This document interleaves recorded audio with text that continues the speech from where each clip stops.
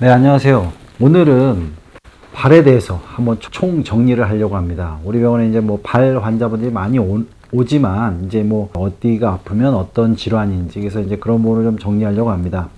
뭐 특히 이제 코로나 이후에 사람 이제 많이 걷기도 하고 그러면서 좀 더 요새 발 환자분들이 좀 많으신 것 같아요. 그래서 발에 대해서 다 정리할 테니까 여러분들이 내가 이게 아픈 게 뭐고 그 다음에 제가 각 질환에 대해서는 또 이렇게 많이 설명한 부분이 있으니까 또 참조하시면 될 것 같습니다. 자, 전체적으로 제가 이제 발에 대해서 좀 설명을 좀 간단하게 드리고, 발은 이제 이렇게 보시면 아치가 있고요. 뒤에는 이제 종골이라 그러고, 그 다음에 이제 앞쪽에는 이렇게 발에 지간뼈, 발가락 뼈들이 있죠. 그 다음에 두 발가락 뼈하고 이 족골, 우리 이제 발의 중심으로 있는 뼈에 요 사이에 이어지는 중족골이라는 뼈가 있습니다. 이렇게 대략 이제 요런 해부학적인 이름을 알면 좀 더 좋습니다. 이런 식으로. 자, 근데 이제 여기서 엄지발가락을 무지라고 얘기를 해요. 무지. 그래서 이제 엄지발가락은 무지라 그러는데 엄지발가락에 오는 통증부터 잠시 말씀드리겠습니다. 크게 이제 두 가지가 문제를 많이 일으켜요. 이제 하나는 뭐냐면 무지외반증. 무지외반증 어떻게 보면 약간의 관절염이기도 하고 여하튼 무지 엄지발가락에 요 안쪽에 주로 통증을 유발하는 거죠. 요거하고 비슷한 게 통풍이 있습니다. 통풍. 이 부위가 통풍이 많이 오는 부위이기 때문에 그래서 두 부위의 두 질환의 감별점에 대해서 제가 좀 설명해 드리겠습니다. 무지외반증은 당연히 발이 무지가 이렇게 외반되듯이 이렇게 꺾이는 게 이제 특징적이면서 발볼이 많이 벌어지는 이런 식으로 발볼이 이렇게 좀 더 이렇게 벌어지는 경우가 많습니다. 자, 무지외반증이 생기면 이 부위가 물론 뻘겋게 발적이 되고 누르면 아프지만 약간 요 관절 중심으로 좀 아픈 부위가 국한되어 있습니다. 요 부위에 인대가 달라붙는 부위가 주로 아프기 때문에 자, 근데 통풍 같은 경우는 좀 더 뻘겋게 발적된 부위가 되게 넓어요. 그리고 누를 때 상당히 좀 통증이 심하기 때문에 많이 부으신 경우는 좀만 타도 많이 아파하세요. 그래서 이제 요 발적된 양상, 그러니까 좀 넓게 발적이 됐냐, 눌렀을 때 압통이 상당히 좀 자지러지게 심하면 통풍이라고 생각하시면 됩니다. 근데 물론 통풍도 약하게 오면 좀 감별하기 어렵지만 보통 흔한 통풍은 좀 많이 발적되는 경우는 누르면 상당히 아프다는 걸 알고 계시면 됩니다.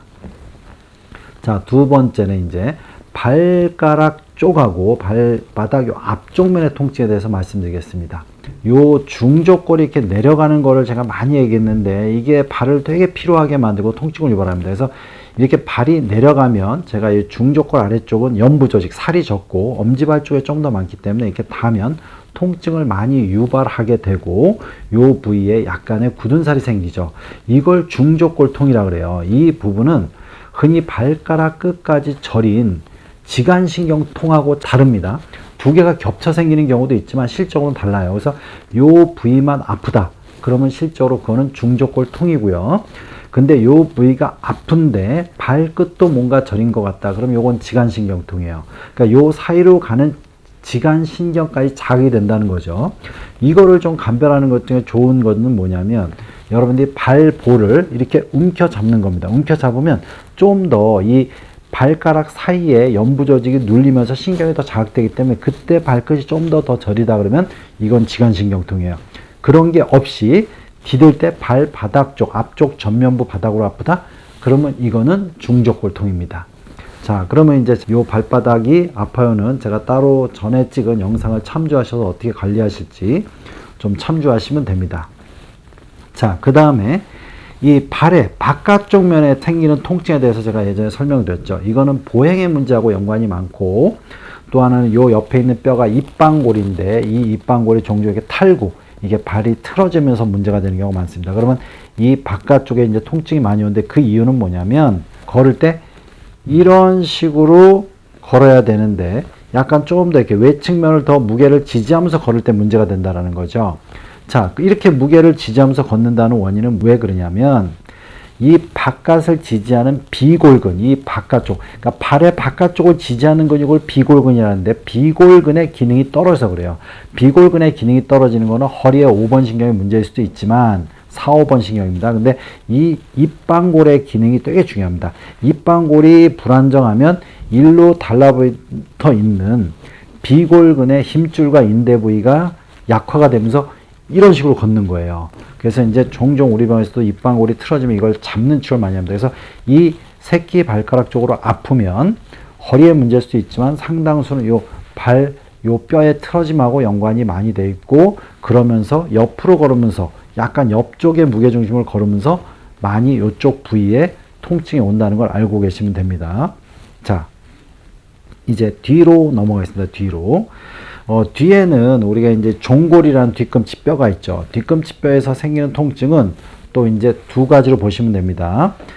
약간 발바닥면을 중심으로 통증이 오고, 주로 아침에 첫 발을 디딜 때 아프다 그러면 족저근막염이에요. 족저근막염. 이 족저근막염은 폭넓게 돼 있지만 요 뒤쪽에 오는 통증을 특징적으로 족저근막염이라고 얘기합니다.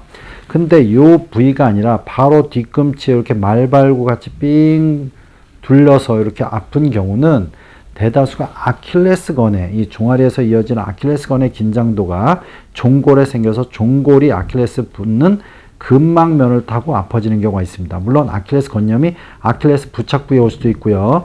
아킬레스의 힘줄 부위에도 올 수가 있고요. 이 부위에도 통증이 올 수가 있고, 아까 얘기했듯이 근막까지 연결된 부위에 긴장도가 증가되면서 여기서 올 수가 있습니다. 그래서 결론은 아킬레스건에서 오는 거하고 이 아래쪽에 족저근막에서 오는 거, 이 두 개가 진단명은 달라요. 근데 실적으로 이게 기능적으로 연관되어 있는 경우가 되게 많습니다. 종아리 근육과 이 종골의 움직임이 좀 더 불안정하거나 제대로 안 움직이면 잘 생긴다는 공통점은 있습니다.